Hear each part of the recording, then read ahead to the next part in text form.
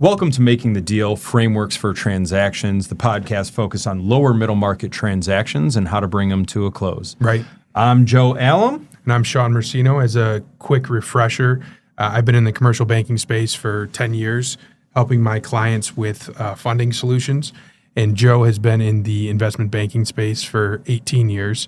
So we have a pretty good background to dive into some of these concepts. We're by no means expert in every field, and the ones that do require an expert, we're going to bring them in to the podcast. So today, Joe and I are going to kind of cover a few different concepts, and then in future podcasts, we're definitely going to bring somebody in on their specific topic. But just wanted to give you a quick recap of kind of what we're talking about today and Joe and I's background. Yeah.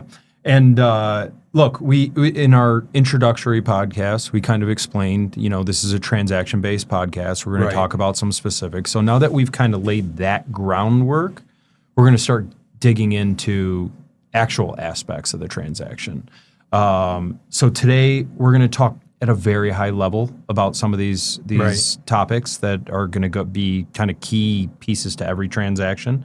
But in future episodes, we will definitely dig into these on a really granular level and really get into some specifics. And like you said, bring in the guests who can really talk to these kind of topics in detail that I don't care if we spent 30 more years doing topics or doing podcasts and transactions. Like we couldn't provide that. So we're not licensed in some of them. Nor do we want to be. Right. Okay, so let's dive in, start discussing some of these key steps to transactions. So why don't you get us started by highlighting the key steps of, let's be honest, almost every transaction. Right. Yeah, Joe mentioned, a high level things to be aware of, things to keep in mind, right? As you're starting to talk about a transaction, you're going to need to collect all your data. You're going to need to organize that data. And what does that mean? That means financials. That means entity documents, kind of all of the things of information that people are going to ask for when they're looking at a transaction. So that's a big piece, documenting all of that stuff, getting all that together in a data room, right? That's going to be a topic that comes up. Love my data rooms. Right? It's going to be a topic that comes up today, but also on future podcasts is getting all the information into there so that the user of that has a one-stop shop. Yep. But also things to think about as part of that is, do you need an NDA? What does that look like? Confidentiality agreements. Joe's going to be putting together a teaser, a SIM. You're going to send that to the viewers, right, of whatever opportunity you're looking at, a lending opportunity, a buy side, sell side. You're going to put together term sheets. You're going to put together LOIs. You're going to negotiate proposals with the buyers, with the lenders. Some of the other things that you're going to go through in due diligence is the loan documentation, and that's where we're going to tap in the experts, right? Somebody who's in that document space. Ultimately, right, you want to work your way to a close, and then Joe buys you drinks at his favorite happy hour spot. So that's the ultimate goal. Every time. That's the ultimate goal. You bring it to a close, I'll buy drinks every time. Exactly. So those are some of the high-level things that we just wanted people to be aware of, things to think about as you approach a transaction is information. And when you say information, you're thinking of all of the information possible, right? Joe, there can never be too much information. I disagree. When I'm the one providing when you're the providing it, that's yeah. true. That's true. On a receiving end. But you're right. Look, everybody's going to want a different level of information. Each buyer, seller, lender, they're going to put different emphasis on different parts of the information. Some may be more focused on the collateral. Some may be more so on the cash flow. Whatever it may be, depending on the transaction, right? Like I've done a lot of transactions where the lender will do basically all their diligence up front before they even give us a term sheet. Right. Like they spend really significant time. You're one of those lenders. Like you do a lot of upfront diligence because ask a lot of questions. Yeah. Well, you don't want to waste people's time, right? Right. But on the other side of that, I've done transactions with lenders who, and by the way, closed transactions that they do very little upfront. They kind of review the document at a very high level. Sure. But then, they do a ton of diligence after they have a signed term sheet and they get their check and all those kind of things. So it's just gonna change depending on who's on the other side of the table.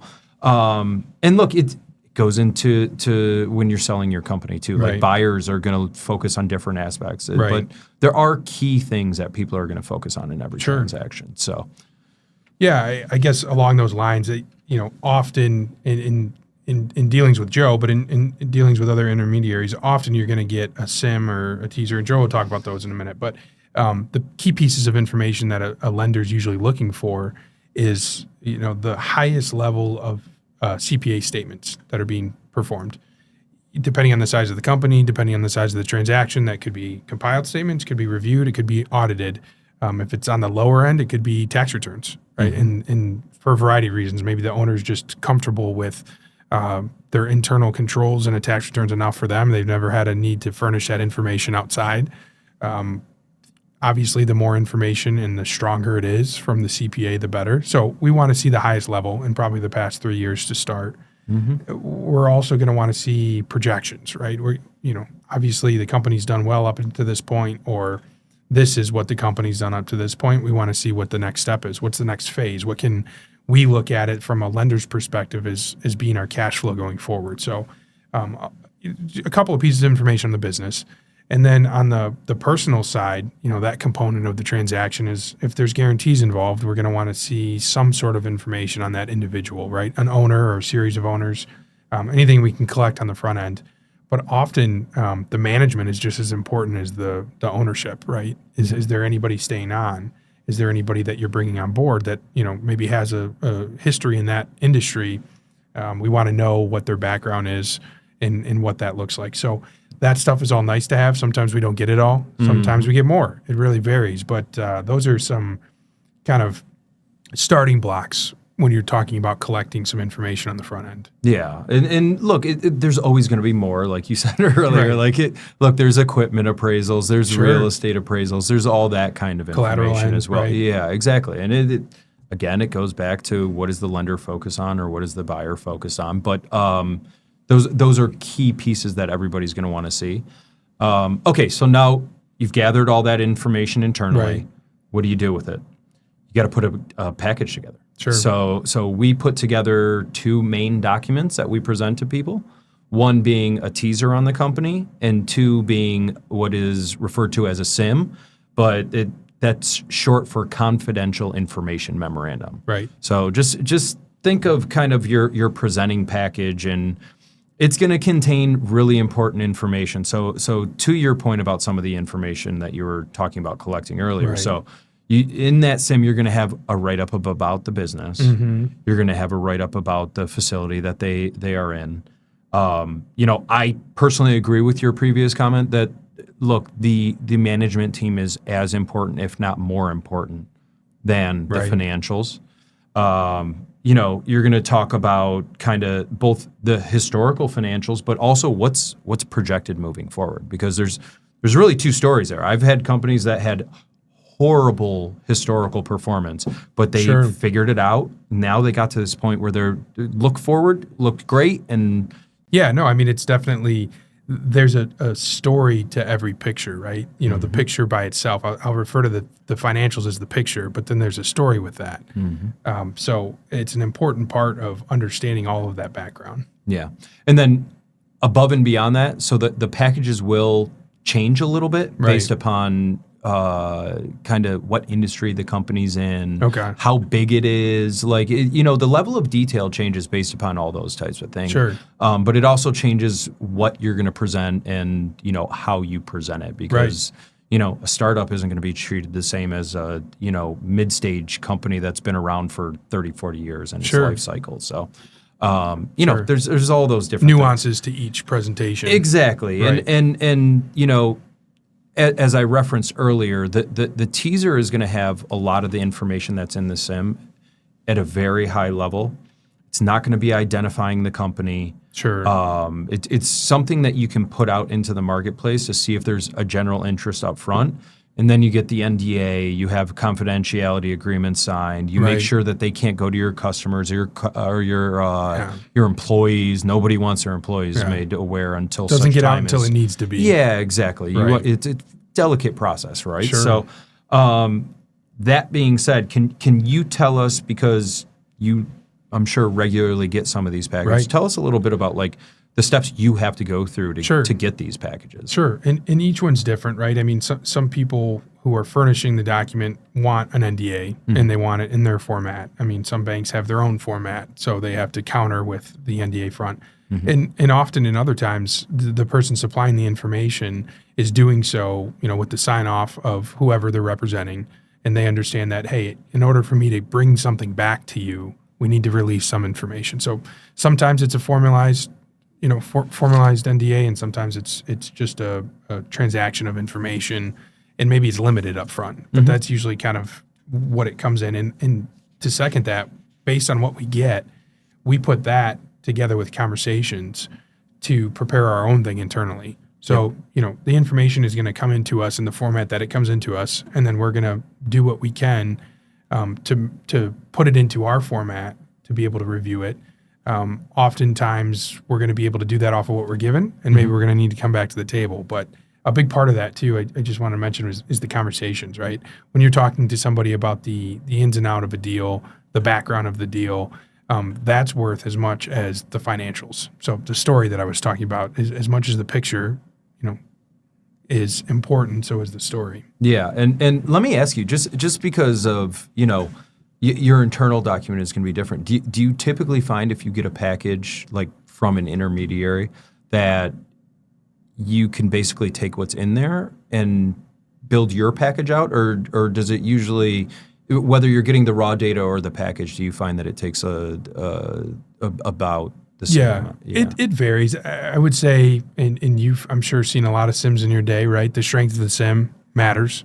I think what it includes, sometimes it includes enough information for us to have a starting point, and sometimes maybe it has half of the information or a portion of the information we need. So I can't say it's a hard, fast rule. I think the SIM plus info is the most preferred route, right? So that we have the source documents plus the prepared SIM. But it varies as to the cadence of getting that. Sometimes it is just the teaser. Sometimes, then you can see the SIM. But after that, definitely more information is always needed. Okay. A ton of questions. Yeah, that makes a ton of sense. And that's obviously going to guide you towards whether you can, get your internal green light and get to a term sheet, right? Sure. So now you've been given the green light. Yeah. You can move towards a term sheet. You put one together. Sure. Why don't you give us a little detail about the term sheet? Right. Because when you get to this stage, you start getting a little more complicated, and those who haven't been through the process, it's not the most complicated document in the world, but if you don't know what you don't know in some of these things. So, and if you haven't been through a transaction before, you're not going to know what to ask for, and then you're not going to know what it is once you get it. So, from a banking perspective, a lending perspective, that term sheet or proposal, whatever terminology that you want to use, is often the launching pad for a lot of different parts of the transaction, right? I mean, the seller is going to understand, hey, we have a serious buyer. And the buyer is going to say, hey, if I'm going to make this transaction happen, this is what it looks like. This is the loan amount. This is what my down payment is. This is an interest rate. This is the term of the note, the amortization of the note. What does the collateral look like? Do I need a personal guarantee? Do I need a corporate guarantee? Outlining all of that stuff is important for everybody involved in the transaction. And then I'll take that a step further. It often includes, not often, almost always includes some sort of subject to. Hey, these are the items that we're going to need to move forward, or these are the items that we're going to need to approach full underwriting. However firm that proposal or term letter is, there's always usually going to be additional work, and yet that'll be outlined. Hey, this is what we need to do that additional work. Yeah, expect us to look at these items in diligence kind of thing, right? Exactly. And the subject tos are important. Right. I mean, you want to be aware of what the open items are and make sure it's not an overly complicated list, right? Because if there's too many in there, you might be concerned about how realistic is it to get this transaction closed. Sure. Right? Sure. So, and pertinent questions versus nice to haves. And part of that's on the person who's asking for that stuff to vocalize, hey, this is what I need, and this is nice to have if you have it. But that could be a game changer, right? Because if somebody's just blindly looking at all these and they don't have any kind of understanding with what's really necessary and what's not. Yeah. And look, I will say, so when we do transactions, we will lay term sheets out for our clients. So we oftentimes work with multiple lenders. Right. Just because if you're coming to us, there's something about your transaction that makes it difficult. Sure. You're not just walking into your local branch and saying, "Hey, I need a $5 million loan." Right. Like there's something holding you back. Right. So we'll lay them out for our clients, apples to apples, so that they can see, like, here's your loan amounts, one versus the other, PGs, personal guarantees, Right. all those kind of things. Because every lender is going to have a different comfort level with industries or, size of the company, Sure. whatever it may be, the kind of collateral that's available. So those are always going to be out there, and we try and make that easy for them, laying that out. And you can probably guide them on what's realistic, who's interested, who's serious, what is the appetite. Yeah. And that's usually probably reflected in the structure. Yeah. Yeah. And look, honestly, experience working with the lenders, like, Right. Okay, when they put this in there, it means X, Y, and Z. Sure. Like, I know when I get your term sheet, like, I know that you're going Right. to execute on what's in it. There might be a little tweak here and there just because something pops up in diligence, but yeah, Right. it's always helpful to know who you're working with. So from a sell side standpoint, I will say that the documents, like a letter of intent or an indication of interest, are very similar. Indication of interest is not going to have as much detail as a letter of intent, but you're going to get a lot of, like, the same key Sure. topics covered. So instead of your loan amount, you're going to have what the purchase price is. Your LOI is going to contain, whether it's all cash at close, or whether there's a seller note involved, or an earnout, or maybe both, because 2024 is not Right. the easiest environment to get. Right. Interest rates don't help. Someone told me anybody. rates are a little high. Are they? Yeah. That's news to me. But yeah, so it's going to cover, like, the working capital adjustment, which is, look, that's difficult for anybody who's never been through it before. Sure. Oftentimes I see people who want to sell their companies and they're like, well, obviously I keep the receivables and the cash and the inventory, right? Because I earned that. Right. No, there's an amount of working capital that has to go Right. with the company for it to survive, right? Sure. So those are often really fun conversations to have. Right. But yeah, there might be a funding contingency. The buyer might need, they might require that they be able to go find a lender and put, maybe 50, 60% debt on this thing. Sure. You just don't know. It just depends on Right. the Impacts buyer. timelines, impacts. Exactly. And then, to your point, the closing timeline should be defined in there. Right. So it's going to have an exclusivity period, and what they have to accomplish in that exclusivity period. Typically there's like a 45 days with, maybe an extension if you find out that, okay, we're in the middle of it and we're working on documents, that kind of stuff. So, but yeah, I mean, there's all those things will be covered. So, and that's, once you have these, now you're deciding who you're going to move forward with. You're picking your horse, and Sure. you're going to sign on the dotted line, and you're going to move forward, right? Right. So that's when everything really ramps up.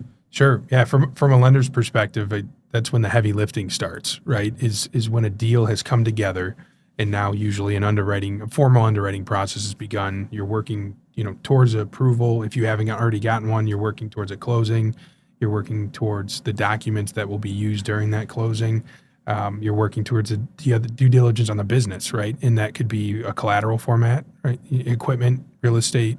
It could be a variety of things that impact the ability to get a deal closed, right? So that's where the heavy lifting starts. That's where the data room, right, that we talked about. No, the comes infamous together. data room. Right? You're assigning access to the users of the information beyond what you have needed. It's a tight circle up front, and then once you kind of said, "Hey, this is what's going to happen," and everybody starts asking their questions. Yeah, and look, that diligence process, it can be really painful because it is very tedious. Right. All the I's have to be dotted, all the T's have to be crossed. Sure. Right? So that data room being set up appropriately is a big Right. deal.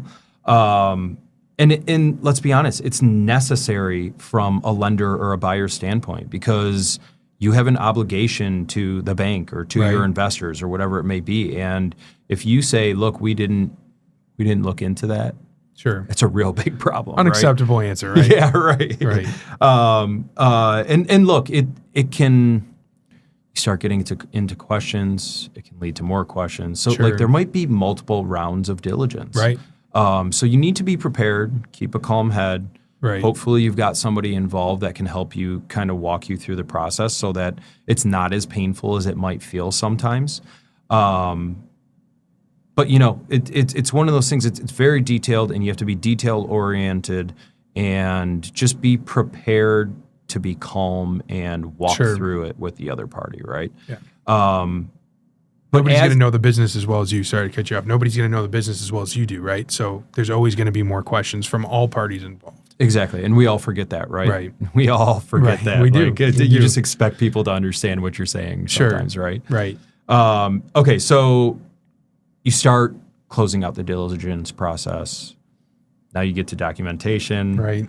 The fun part for everybody.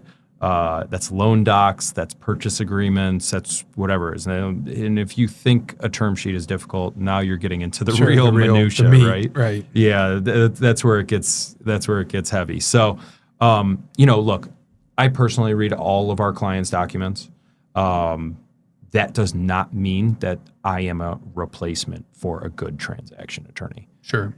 Good transaction attorneys are worth their weight in gold for me. Right. It's one of the first questions I have for clients is, who are you using?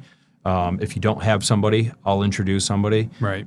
It's really, really important because they carry the load during this period. Absolutely. And if you have somebody who doesn't have industry knowledge or hasn't been through this a bunch of times, it's going to extend out your Sure. timeline. And the longer a deal doesn't close, the more issues that can arise, right? And what I will say, you might pay more for some attorneys on an hourly basis, but the time they save you, it becomes cheaper than the overall cost Sure. would be with somebody who you're just using because they're cheap, right? In time and money, probably both. Exactly. That's exactly it. So, you know, find somebody who can explain the issues to you Right. and make sure that you understand what the issues are and what the potential liability is to you.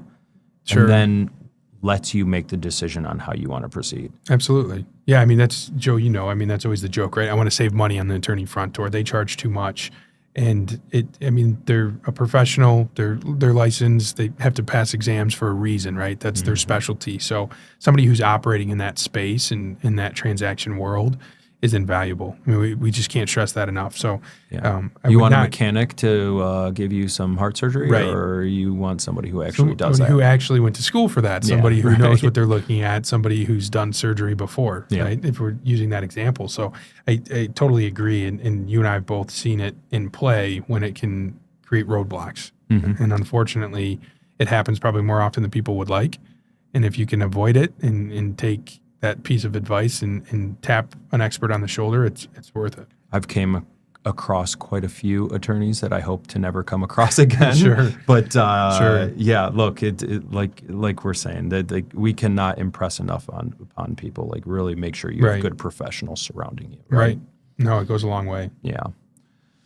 And once you get to that point, after you've used somebody who's familiar with the transaction space, negotiated your documents with the bank, negotiated your documents with the other side of the transaction, then you get to the fun part, closing, right?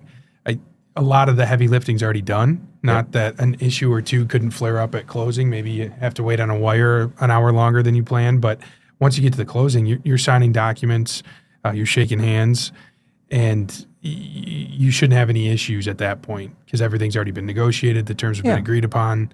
You've used those attorneys you spent good money on. Yeah. They went back and forth, right? Right. They did their million rounds of back and forth. Exactly. So, I mean, that's a fun part because ultimately that's what you want to get to, right? Is the close and to Joe buying you drinks. I mean, that's Every time. Every time. Every time. Yeah. So look, the how the closing goes down is kind of up in the air sometimes, Sure. right? Whether it's in person or remote, it depends kind of who's necessary Right. in the transaction. So, Right. like, you can go into a little bit of like who you've seen, Sure. you know, whether they're documents enclosed, wet signatures, all those kinds of Yeah, things. it varies. It really does. I mean, it's sometimes, recorded documents they want in wet format. Sometimes recorded documents don't have to be. They can be DocuSigned. It really varies, and each bank's different. Obviously, sometimes they need a notary, which you need somebody in person for that. So, things to consider, and your team, will more than likely have you prepared for that. So you shouldn't have to worry about any kind of heavy lifting when it comes to the closing process. But if everything's done right, the closing process should go smooth. Yeah, right. And to the point about like who's involved and everything. Obviously, closings changed during COVID a little bit. Sure. I think the remote closing has become a little more common. Right. But look, there are times you got to be in person, and maybe one person in one room, one person in the other room, and then handshake at the end. Right, exactly. Right. Followed by drinks. Yeah, always drinks. But we appreciate everybody joining us on this episode where we kind of outline some high things as it relates to a transaction. There's a lot of components.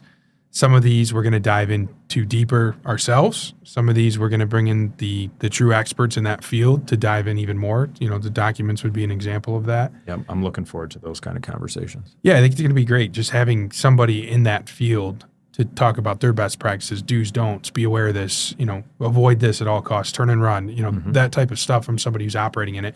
You and I see it from a high level on the document side, or you and I see it from a high level on the CPA side, but we're going to want somebody to talk about, hey, their view, their lens operating in that space on a day-to-day basis. So that was this episode. The next one I think we're going to dive into a little bit more is the term sheet, the LOI, the purchase agreement, really digging into, as an intermediary, what you're looking for when receiving them and what you're making sure is in there when you're furnishing them. I think those are important things to consider, and that's what we're going to dive into next. We want to get a little bit more granular, so keep an eye out for that in the next episode. But before we go, last time I had asked you about your favorite lunch spot, and you and I have been to a fair number of lunches in our day, so I didn't know if you have one for us that you want to share with everybody listening.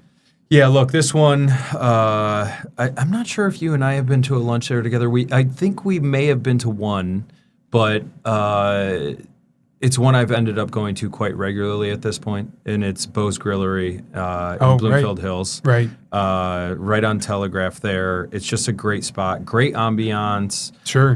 It's just, got a lot of wood, and it's just a cool spot. The library above the bar, right? I think they have like a little, not an actual library. Might be a library of booze, but it's a library. It's a library, right. But yeah, it's a great spot. Yeah. It's a good spot. You mentioned on Telegraph, for everybody listening in Metro Detroit, there is it's a thoroughway, right? Telegraph, and there's not a whole lot of options on that thoroughway. So you're right. That's a really good one. I probably would have imagined you to have a few others in front of that, but it's a strategic location, good food, good environment. It checks a lot of lists. So we'll have another restaurant for you on our next episode. But Bo's, got it. That's a good one. Well, thank you for joining us on Making the Deal, Frameworks for Transactions. We appreciate you joining us on this episode, and we'll look forward to chatting with you on the next one. We'll talk to you soon. I'm Joe Allen. And I'm Sean Racino.